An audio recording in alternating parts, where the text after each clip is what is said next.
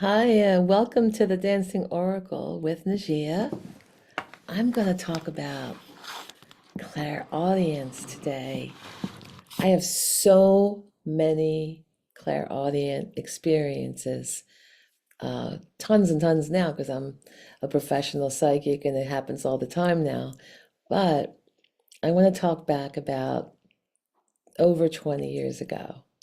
I had a very intense clairaudient experience in relation to a kitty cat, which sounds adorable, but also a little crazy. Um, okay, it's a little bit of a story. I didn't expect this. I am a dance teacher, and I have a student, a very young student at the time, was 15, and she took 4 buses to get to my dance class. It was really far from where she lived. It wasn't a great neighborhood where she was coming from. And she would wait around at the place I taught at until her mom picked her up because she couldn't travel on the subway and all the public transportation late at night going back to where she lived. She could only do it during the earlier hours. And she was 15, but looked about 25. She was beautiful and developed. And I taught at a Middle Eastern restaurant and downstairs. And I would come upstairs where she would try to read a book at the bar and not be disturbed. And the waiters and all the men were hitting on her. And she was only 15. She was really uncomfortable. And I said, Michelle, how come how come you don't take the second class? How come you're waiting around, till late here? And she explained to me about the bus situation and she couldn't afford the second class. And I said, well, maybe I can work out a way for you to take the second class. Or maybe you can help me with something. Do you do any graphic design? Can you help me make flyers? Because I want to give free classes to everyone, but I have to be fair and find some type of exchange. And we went through I knew she was an artist, but she didn't know how to do anything on the computer yet. This is 20 years ago, right? So it's more than 20 years ago. So she didn't have those skills and most people didn't, even though it's like nothing now, everyone does it. But I said, well, I don't know, can you help me weed my garden? I'm going to be out in the garden this weekend. You can come over, I'll cook for you, help me weed. If you help me weed for a day, you got like months of classes. We'll just work it out. Just try to work out some exchange. She goes, oh my God, I would love that. I don't get to be out in nature. I would love it. I would love it. Thank you. So she shows up. I barely know this girl, right?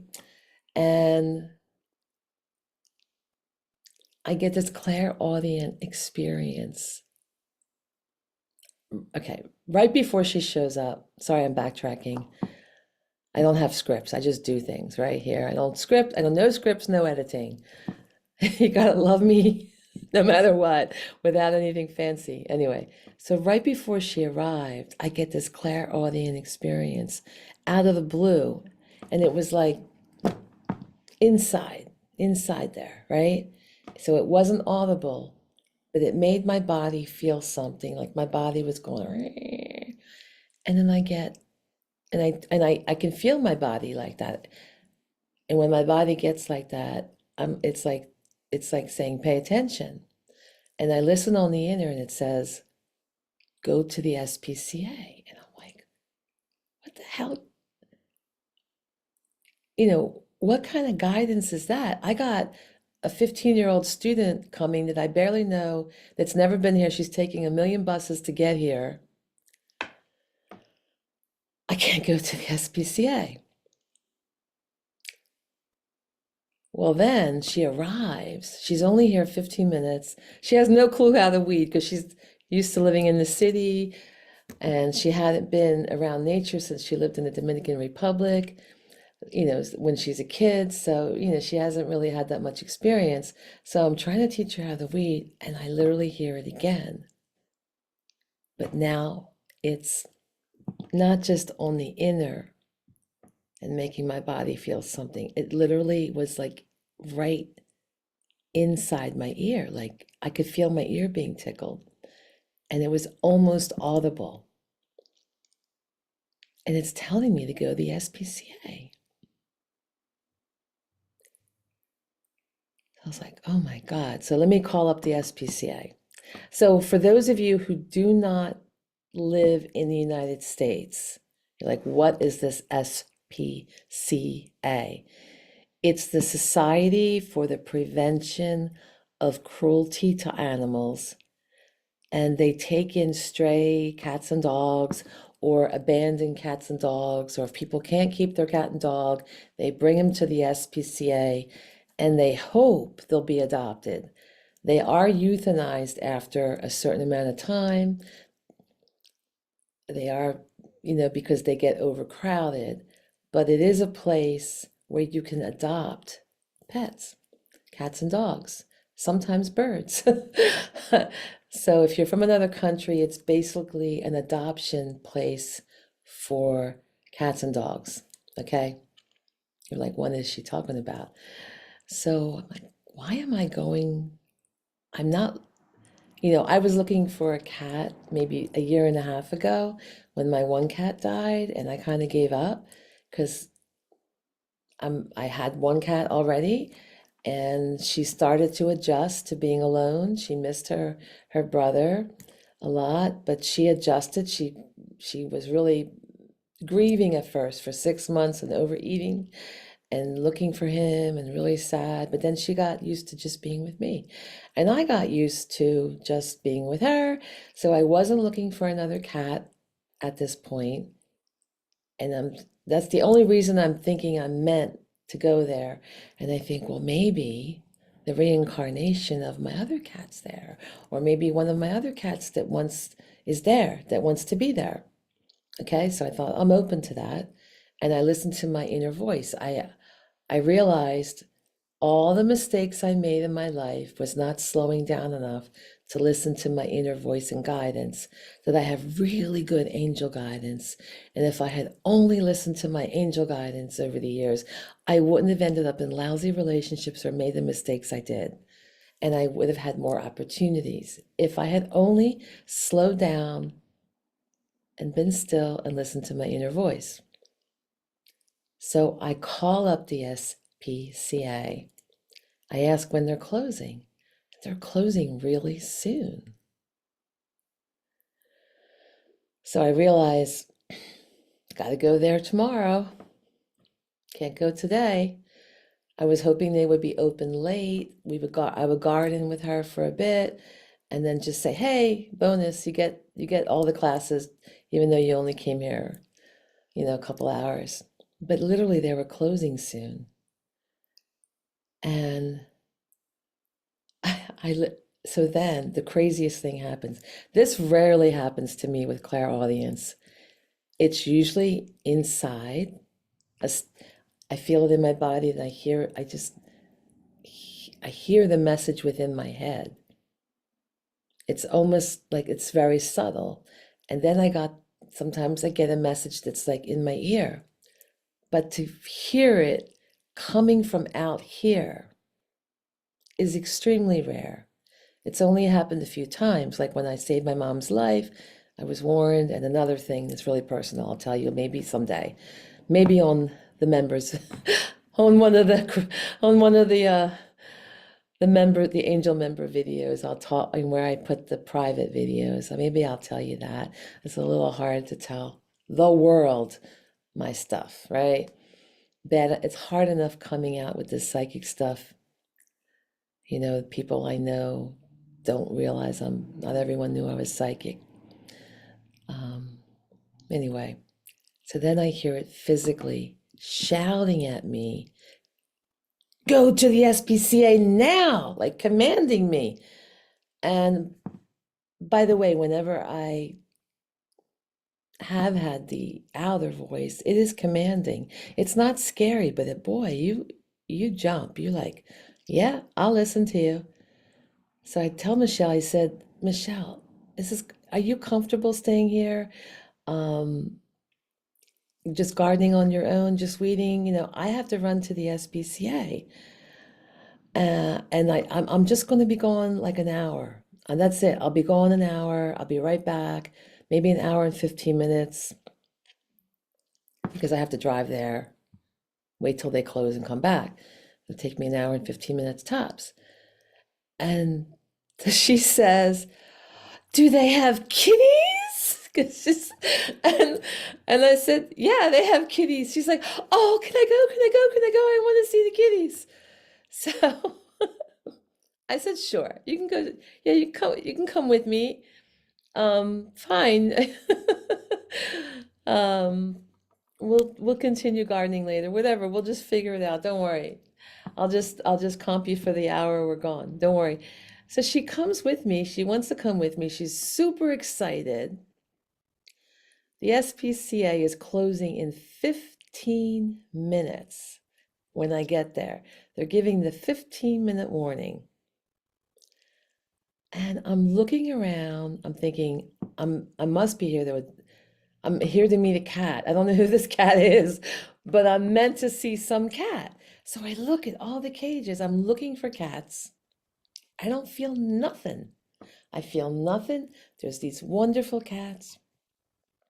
I'm scanning everything. There's not that many cages, maybe like 30 cages. All right. So I had a chance, look at the kittens, look at the older cats, everything. And I mean, they were all adorable. I felt no pull. I felt nothing in my heart. I said, I don't even know what I'm doing here.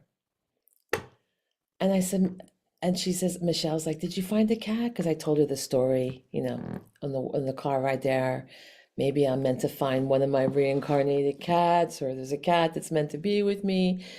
But I felt nothing. And then she goes, "Well, did you look up there? Did you see the kitty up there?"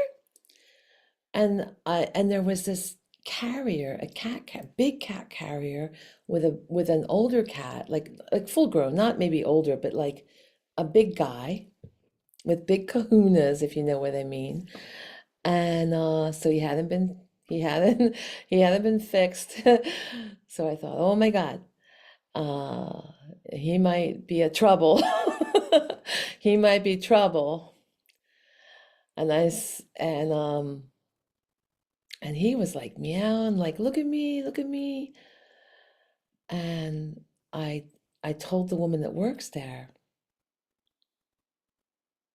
I go, "Yeah, could I see him?" Because there she's like, we're closing, you're gonna have to leave soon. But as soon as I said, "Can I see him?" she changed. She was like, "Oh yeah, I'll take the cage down. Let me show you him."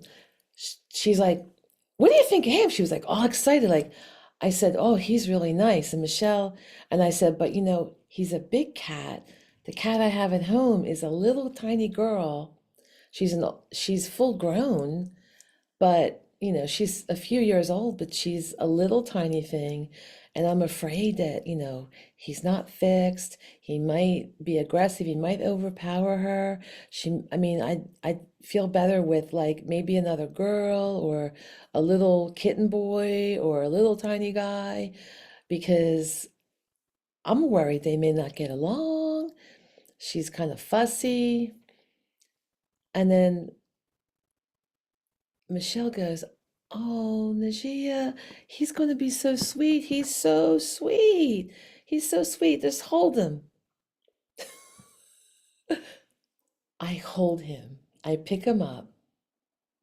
This cat, this cat was working it. This this cat, he take so I'm so here's the cat, right? Here's the cat right here. I'm holding him holding him in my arms, and he stretches his face, and he brushes his face on this side. Then he's brushing his face on the other. He's like purring really loud, going like double purring, and he's like this and this, and he's just like loving on me. Then he puts his paws on my head. And he puts his paws on my head, and he's shoving his face left and right with his paws on my head and purring really loud. And the woman there is like, sometimes they pick you. And I said, I don't know. I'm just like, I can't make a decision right now. This is major. You're closing. It's Good Friday. There's no vets.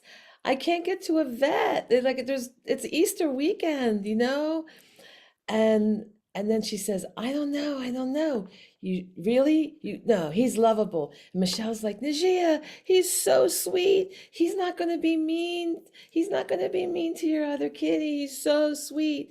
And I'm like, yeah, Michelle, he is so sweet. And then the woman there's still people inside that little room with all the cats, other people looking at cats, and she goes, what do you think, everyone? And she starts saying, and she gets them to say, sometimes they pick you. So then the woman who worked there was pressuring me. She's like, what do you think? What do you think? You can adopt him? He's really nice. Why don't you adopt him? And I said, I it's it's Easter weekend. There's no vets open. Everything's going to be closed. And back then we didn't have cell phones to look, iPhone, we didn't have all that to look everything up, so this is decades ago. But I knew that the vets are not going to, it's going to be a problem on the holiday weekend. And I said, look, can can can I come back on Monday? And she goes, yeah, but you have to be here at 10:30. And I said, okay. Are you going to come? Are you going to come? And like, she was adamant. It was like weird. It was kind of threw me off. And I said, if I say I come, I'm coming. I'll be here at 10:30. She goes, well, if you want to come at 10, you can come at 10, but you can't be here any later than 10:30. So I said, I'll come early and not a problem. So I go there on Monday morning early, like around 10:15. I go in and he's great. I had a chance to sit with it. I called up the vet, made sure everything could be done because I can't bring this cat home until he has all the shots. He's been checked out. I have to isolate him from the other cat, but all the shots have to be done immediately. So I had my vet appointment set up right down the street. And I didn't know what to call him. I called him Pascal because it was over the Easter weekend. I thought Easter Monday I'll call him Pascal because in Italian that's like Easter. So I grew up in an Italian family. My aunt's name was Aunt Pasqualine. She was named after Easter. So anyway, he's great. He's great. I mean, he's just loving on me. I'm in love with this cat already. And I saw that he didn't have this special card, like this special card that all the cats have in their cages. And last time I adopted two cats, actually the one that was at the house and her brother that passed away, they had a special card, and the card their card was missing. So if they don't have a special card that tells all their information on them, it means they're not quite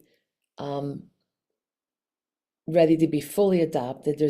Like you can take them home, but if somebody calls up and says, oh, my cat's lost, that's my cat, you have to give them back. But I said, and I knew I already had the vet appointment set up. I know how expensive it is. And I said, I noticed that the cat didn't have the card. So how long do I know before this cat is really mine, before I get too attached? Because how many days do I have to wait before I know, because I don't want to have him necessarily have to get surgery. if I have to give the cat back. And she's like, oh, this cat has been here over a month. This is an older cat.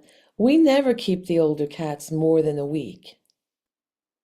This cat was supposed to be euthanized on Friday, right after we closed to the public. I was like, oh my God. She said, it's really unusual. He's a really nice cat. And the woman that you spoke to kept him around longer. She said, you were definitely coming in, so we didn't euthanize him. I was like, oh my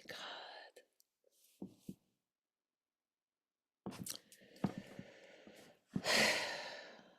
Angels, clairaudience from angels. Now, I have to tell you, this was a cat that I really felt something for, but I didn't feel that this cat was a cat that had lived with me in the past and came back and reincarnated. By the way, I have a whole nother video on that, pets reincarnating. But so anyway, just watch that other video. I'm not going to do a spoiler alert, okay? So I realized, oh my God, that was the reason that the angel was shouting at me, like my guide or my angel. Not sure which. I can't distinguish yet. But I listen. Let's just say that I listen. And because it's very rare that you would hear it verbally outside of the brain, like literally like somebody was right there shouting out my ear, go to the SPCA now, because that cat was about to die. And the guardian of this cat, or, that's connected to me, meant for me to adopt that cat. Now, as it played out over 20 years, he lived quite a while. He lived a nice long life with me. That cat, I have never loved a cat more than him. He was really like a soulmate cat. You would never think that you could have a soulmate cat. And another psychic, when she was reading him, she knew all about him. It was amazing because I was afraid to have him euthanized when he got really, really sick. And I mean, she knew. I mean, she didn't know me from nothing. And she told me that, when he finally did pass away, that he said, Mom, I've had the best life with you and your friends. I love watching you and your friends whirl and twirl. Now, she had no clue I was a belly dancer. She didn't know. She just she didn't know my nickname. She only knew my legal name, which no one ever calls me by that. So that's all she knew. She didn't know anything about me. But she described him, his life, his personality, everything so well. She goes, he was a special cat sent to you. He's your soulmate cat. And I said, God, you're right. He's really my soulmate cat. He was so good for me. And he was so good for my students. He brought them so much joy. So if I had never slowed down that day, I was busy, but I made a commitment. I made a commitment to tune into my inner voice because I knew that I had been ignoring it and that I always receive really good guidance. So I had made a commitment to do that, and I'm really glad I did. I hope that you will, excuse me, so itchy, will make a commitment to listen to your inner guidance as well. Everyone has different gifts. We're going to feel it in different ways. I mean, I have all the clairs, clairaudience, clairvoyant, claircognizant, clairsentient, everything. But you'll find your gift. You may have multiple gifts like me, but the most important thing to do is is to just go within. And whether you're having a vision or whether you're hearing something or whether you're just sensing something or knowing something, just know it. Or even smells, like I get a lot of things with smell. People from the other side send me, and it kind of makes me stop because the fragrance can't come from anywhere. It's literally non-existent. It's just me smelling it. Um, and then I'll realize who it is, and the messages, I'll ask what messages they have for me. But all kinds of ways that spirit can come in. But it is important to just breathe, slow down, and just say, just listen. You'll get little tuning, like tuning it in, like a radio dial. And all those radio waves, we can't see them, that make sound, that make all the music come through the radio for us, or come through, I don't know how the music works when it comes through the computer or iPhone, but I know when the transistor radio, there's radio waves we can't see, but boy, we can hear them. And all you have to do is tune the dial, and you can go from one station to the other.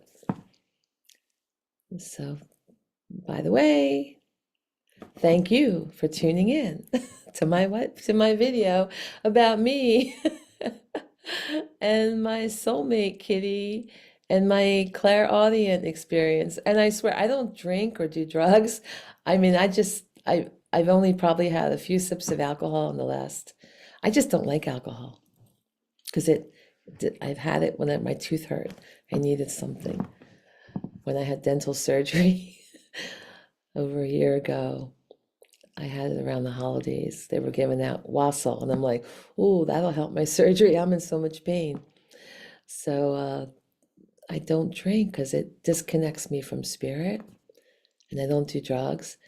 So I know that clairaudient, and I don't think I'm crazy, but I may be eccentric and a little different. And if you start to hear something, don't judge yourself, It's just another dimension coming in. And if you can raise your vibration, like if you're vibing high, if you're in a good receptive state and vibing high, all that is like you're bringing your vibration up to meet that higher vibration. It's nothing crazy. It's wonderful. It's our spirit. There are spiritual gifts. They're meant for us. They're our legacy. They're meant for us to use. And I hope that by tuning into me, you can then tune into your guides and angels and ancestors who want to talk with you and contact you and still continue their relationship with you. I get my mom coming in a lot now. And my dad, he sends me lots of different things every single day since the day he passed away 11 years ago. So I still have communication with them. It's not the same when they're physical. It still breaks my heart, but at least I have some communication and validation and help. Lots of help from my dad. So it's wonderful. So I hope that you learn from me. Please give the channel a like, subscribe, share. Subscribing is free. Membership is only a couple dollars a month if you want to be a member and have special perks. Check it out. And I would love to hear comments from you. I read every single one. Tell me if you've had any clairaudient experiences. Tell me about your soulmate kitties and puppies or birds. Tell me about the animals in your life that you love. And I will tell you how I have communicated with animals next time. Thank you.